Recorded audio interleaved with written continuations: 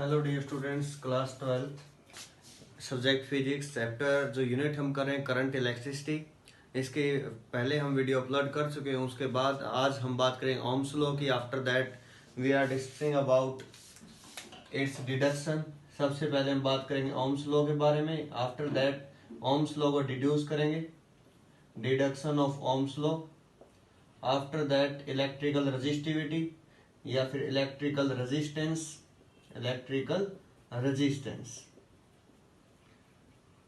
किस किस फैक्टर पे डिपेंड करता है, इसके बारे में बात करेंगे। After that we are discussing about resistivity. आज इन सभी टॉपिक्स के बारे में हम बात करेंगे, तो वीडियो के एंड तक बने रहिएगा।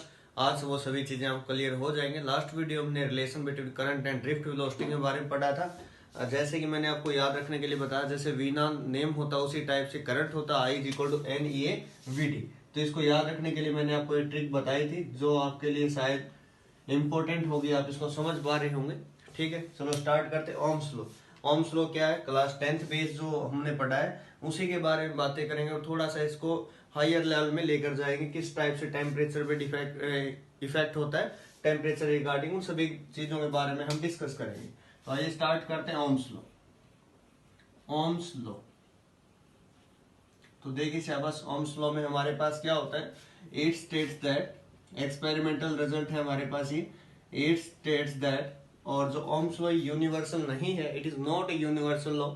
It states that the current flowing through a conductor, current flowing through a conductor, flowing through a conductor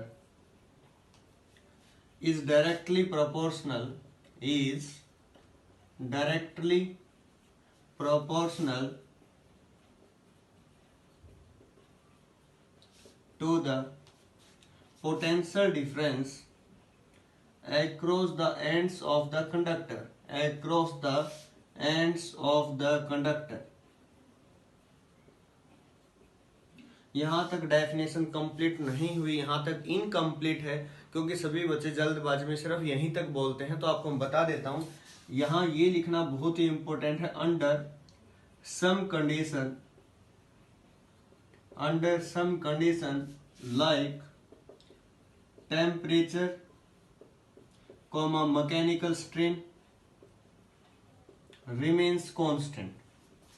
ठीक है, अगर ये कांस्टेंट नहीं है, वेरी कर रहे हैं, तब जो रेजिस्टेंस होगा वो हमारे पास वेरी करेगा। ठीक है, रेजिस्टेंस सेम नहीं रहेगा, वो कांस्टेंट वैल्यू नहीं देगा हमें। अगर लेंथ बढ़ रही है तब भी रेजिस्टेंस चेंज हो रहा है, एरिया चेंज हो रहा है तब भी रेजिस्टेंस के अंदर चेंज है। वो सभी हम अब इसके बाद लेटर और डिस्कस करेंगे हम किस टाइप से इफेक्ट होता है। तो इन सभी के बारे में पढ़ा। Let V be the potential difference here, I be the current. So potential difference is directly proportional to I। Directly proportional का साइन डालने के लिए यहाँ पर एक कांस्टेंट R यूज किया गया है और R is equal to here V by I। तो ये हमारे पास इलेक्ट्रिकल रेजिस्टेंस होगा V बाई I। अब अगर मैं बोल दूं कि डिफाइन 1 ओम, 1 ओम हमारे पास क्या होगा, तो 1 जो ओम है रेजिस्टेंस को, resistance is said to be 1 ohm if 1 volt potential difference is applied across the end of the conductor and 1 ampere current is flowing through the conductor, then it is said to be 1 ohm। Okay, unit क्या होगी ओम, जो resistance इसकी unit ओम होगी। Symbolic representation ये होती है ओम की, इस टाइप से इसको रिप्रेजेंट करते हैं। डायमेंशनल फॉर्मूला अगर मैं बात करूं रेजिस्टेंस के अंदर, V जो है, V work done by charge था इनटू I। वर्क डन के लिए फॉर्मूला होता है M1L2T माइनस 2, चार्ज के लिए A इंटू टी, करंट के लिए A। तो अब इसको हम लिखेंगे तो square bracket M1L2T minus 3 A minus 2। ये होगा डायमेंशनल फॉर्मूला किसके लिए, रेजिस्टेंस के लिए। तो रेजिस्टेंस का डायमेंशनल फॉर्मूला हमारे पास M1L2T माइनस 3 A माइनस 2 इस टाइप से रहेगा। अब हम बात करते हैं इसकी डिडक्शन की, इस टाइप से ओम्स लॉ की हम डिड्यूस करते हैं।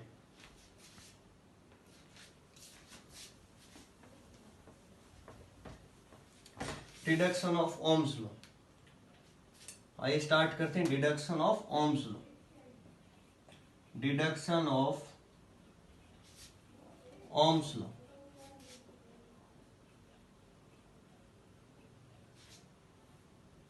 So we know that last time हमने रिलेशन पढ़ा था I is equal to n e A v D.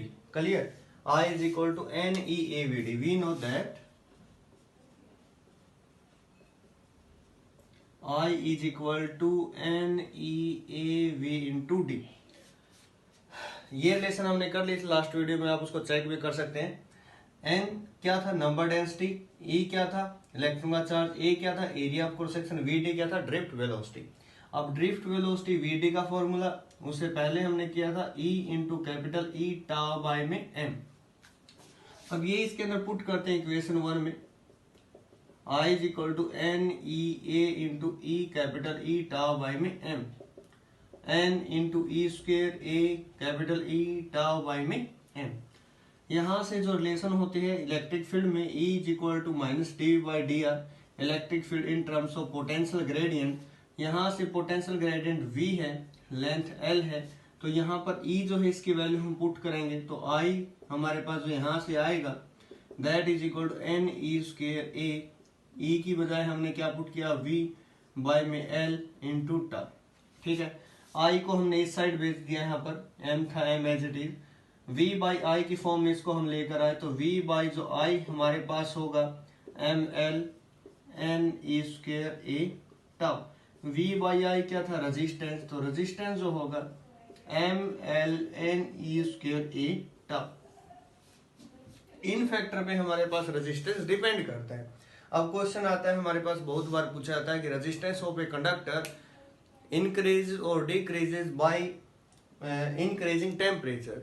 अब टेम्परेचर का इफेक्ट क्या होता है? हम डायरेक्ट बोल देते हैं कि इंक्रीज होगा, डिक्रीज होगा, उसके बारे में हम डिस्कस करेंगे। अभी मैं बताऊंगा किस टाइप से वो वेरी करता है, सेमीकंडक्टर में क्या होगा, लोहे के अंदर क्या होगा।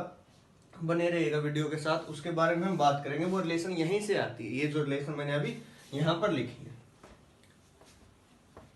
ओके, नंबर 2 आपको जो याद रखना है, रेजिस्टेंस जो है वो डिपेंड नहीं करता V और I पे, that depends on the length, area and the nature of material and temperature. अब R किस किस पे डिपेंड करता है? R depends on number 1 length, number 2 area, number 3 nature of material, nature of material, number 4 temperature. इन पर depend करता है length, area, nature of material, temperature, but does not depend on V और I। V और I पे depend नहीं करता। ठीक है, तो ये था रेजिस्टेंस के बारे में। तो रेजिस्टेंस किस टाइप से वेरी करता है ये हम कंटिन्यू करते हैं। ये था इसके डिडक्शन के बारे में, किसके ऊपर डिपेंड करता है। अब हम बात करेंगे इलेक्ट्रिकल रेजिस्टेंस की। क्या होता है इलेक्ट्रिकल रेजिस्टेंस, इसके बारे में जानेंगे। फिर on what factor it depends, तो फैक्टर्स के बारे में बात करेंगे। इलेक्ट्रिक रेजिस्टेंस, इलेक्ट्रिकल रेजिस्टेंस देखिए बस, the opposition offered by the conductor, offered by the conductor to the flow of electric current is known as electrical resistance, electrical जो resistance होगा, जो पोजीशन होगी, यूनिट क्या होगी इसकी? अभी हमने बात की, यूनिट इसकी ओम होगी। फॉर्मूला क्या था? R is equal to V by I. 1 ohm is equal to 1 volt by में 1 एम्पियर। क्लियर? ये सब इसके बारे में। ऐसा ही डायमेंशन फॉर्मूला हमने इसके बारे में अभी बताया, डायमेंशन फॉर्मूला निकालना सिखाया आपको किस टाइप से निकालेंगे। ठीक है, कॉज क्या होता है? जो इलेक्ट्रॉन मूवमेंट करता है किसी भी कंडक्टर के अंदर, इलेक्ट्रॉन की जो मूवमेंट होती है, इलेक्ट्रॉन मूव करते हैं, जैसे ही फील्ड अप्लाई किया जाता है towards the positive end of the conductor with drift velocity Vd, और पाथ स्ट्रेट ना होकर कर्व्ड होता है कोलिजन की वजह से, तो यहाँ जो रास्ते में क्या होता है, आयन होते हैं या फिर एटम होते हैं जिनके साथ इनका कोलिजन होता है, जो यहाँ पर रुकावट पैदा करते हैं। एक प्रकार से रुकावट जो होती है रास्ते में, जो बाधा आती है, उसी को रेजिस्टेंस बोला जाता है। ठीक है, जो रुकावट या हमारे पास जो बाधा है रास्ते में, उसी को क्या बोलेंगे हम? रेजिस्टेंस बोलेंगे। अब हम बात करते हैं on what factor it depends, तो किस टाइप से ये हमारे पास डिपेंड करता है, तो उसके बारे में बात करते हैं। आइए विद बेस्ट एग्जांपल आपको समझाएंगे। नंबर 1, जो रेजिस्टेंस होगा that is directly proportional to length. Length जितनी ज्यादा रेजिस्टेंस उतना ही ज्यादा, मींस जो एटम या आयन है उतना ही इजिली उसको कैप्चर कर पाएंगे इलेक्ट्रॉन को जितनी लेंथ हम बढ़ाएंगे। ठीक है, फॉर एग्जाम्पल जैसे हम कहते हैं ना कि कोई डिस्टेंस है, अगर मैं बोलूं कोई पर्सन है, यहाँ पर एग्जाम्पल के अकॉर्डिंग मैं आपको समझा रहा हूँ, ये पॉजिटिव एंड फॉर एग्जाम्पल, ठीक है, यहाँ ये इलेक्ट्रॉन यहाँ से मान लिया बचकर हमारे पास चला गया। ठीक है, ये इलेक्ट्रॉन है, ये यहाँ पर होल है, मीन्स यहाँ पर आयन है जो पॉजिटिव आयन जिसको रोकना है। ठीक है, रेजिस्टेंस है, फॉर एग्जांपल रेजिस्टेंस, ये इलेक्ट्रॉन यहाँ जा रहा था, अब डिस्टेंस कम है तो इलेक्ट्रॉन इजिली पहुंच जाएगा। अगर मैं इसी डिस्टेंस को और ज्यादा बढ़ा दूं, मतलब कि जो डेस्टिनेशन है उसको और डिस्टेंस वेरी कर दिया जाए, हम ये खेल खेलते भी हैं बहुत बार, ठीक है, एक दूसरे को पकड़ना। अब ये रेजिस्टेंस है, मुझे बताओ शाबाश लेंथ बढ़ा दी, अब इस केस में इसको कैप्चर करना इजी होगा या इस केस में? किस केस में रेजिस्टेंस इसको इजीली पकड़ पाएगा? जब लेंथ बढ़ जाएगी। ठीक है, तो रेजिस्टेंस डायरेक्टली प्रोपोर्शनल होगा लेंथ के, लेंथ जितनी ज्यादा रेजिस्टेंस उतना ही ज्यादा। ठीक है, ओके। Number 2, area. एरिया के अंदर बात करेंगे, फॉर एग्जांपल जैसे होता है ना, पुलिस होते हैं वो रोकती है बाइक वगैरह को। ठीक है, अगर वहां पर एरिया कम कर दिया जाए तो इजी होगा किसी को पकड़ना, अगर एरिया ज्यादा है तो चांसेस है वहां से कोई भी बचकर निकल सकता है। ठीक है, अगर एरिया बढ़ जाएगा, फॉर एग्जांपल ये हमारे पास एरिया है, यहाँ पर इलेक्ट्रॉन है जो पॉजिटिव टर्मिनल की तरफ मूव करे, यहाँ पर ये जो है हमारे पास क्या है, ये आयन है कोई भी जिसको कैप्चर करना है इलेक्ट्रॉन को। अब यहाँ से एरिया ज्यादा है तो इलेक्ट्रॉन यहाँ से इजिली जा सकते हैं, इस पॉइंट पर पहुंच सकते हैं। अगर एरिया कम कर दिया जाए तो वहां पर सिचुएशन कैसी होगी, इलेक्ट्रॉन कैप्चर करना इस आयन के लिए आसान होगा, रोकना आसान होगा। और रेजिस्टेंस क्या होता है, रुकावट पैदा करना। ठीक है, नंबर 2 क्या हुआ, resistance inversely proportional to area, means area कम रेजिस्टेंस ज्यादा, एरिया कम होगा तो उसको पकड़ना उतना ही आसान होगा, मतलब जो बाधा जो रास्ते में लगानी हो आसान होगी। तो यहाँ से नंबर 2 पॉइंट ये हुआ। Number 3, it also depends on nature of material, nature of material means resistivity.